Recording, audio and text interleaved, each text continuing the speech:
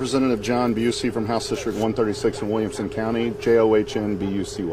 I guess my first question for you, sir, there's obviously a lot of last-minute action happening right now. What do you make of everything that's happened really in just the last several minutes? Well, I'm deeply concerned that we're about to move forward with an execution that would result in the killing of an innocent man in Robert Roberson. I hope that does not happen. I'm encouraged that we have such a broad coalition of Texas House members that are fighting to save this man's life.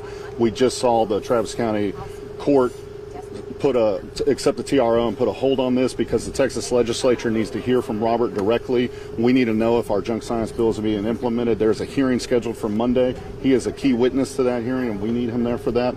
What I'm concerned about, though, is why is it taking this long for the governor to act? Why have the courts not taken this case up? I think if you review the evidence, it's clear that this is an innocent man. There's way too much shadow of a doubt. And the trauma that this man has been put through, you think about 22 years ago, his child, he rushes him to the emergency room.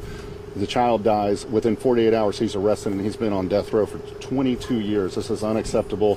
And then in these last few hours, the trauma he's going through. This is a faithful man. I met with him over 2 weeks ago. He is full of joy and hope.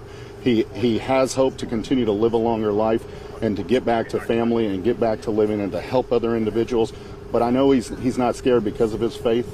But I can only imagine that these last 24 hours must have been an incredibly traumatic experience for him.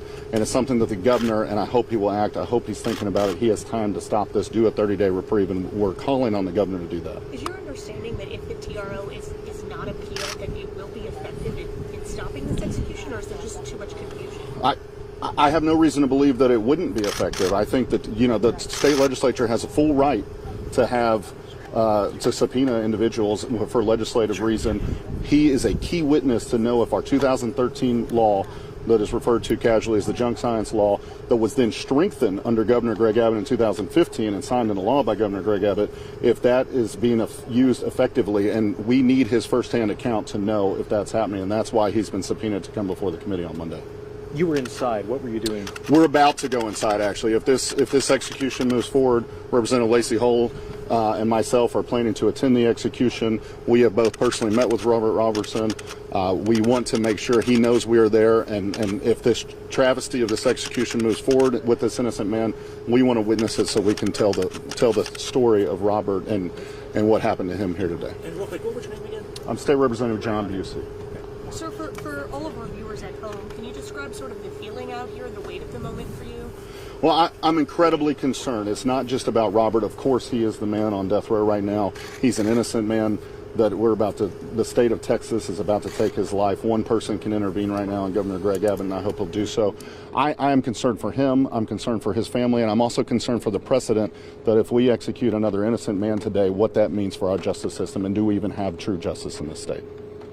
When's it last? Sorry, go ahead. What does it mean that, I know you're a Democrat, but I can't remember a time where you've seen so many Republicans Absolutely. coming out and speaking out so forcefully. From where you sit, how do you view that? I am so proud of the Texas House members. Over 80 of us signed a letter, bipartisan coalition. I'm here with Representative Lacey Hull, who is a Republican. I am a Democrat.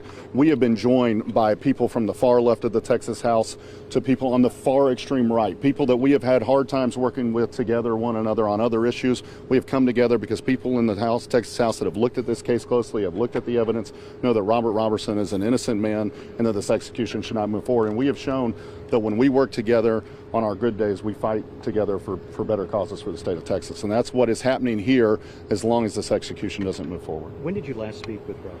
We visited, it was about a little over 2 weeks ago. There was a delegation of 6 of us that came to the Polinsky unit, and we spent over 90 minutes with him. I expected, it was my first time going to a prison of that magnitude, definitely in a death row, and I expected it to be a sad, somber experience. Instead, we were met by a man who has turned to faith, has turned to ministry, and was incredibly full of hope and joy.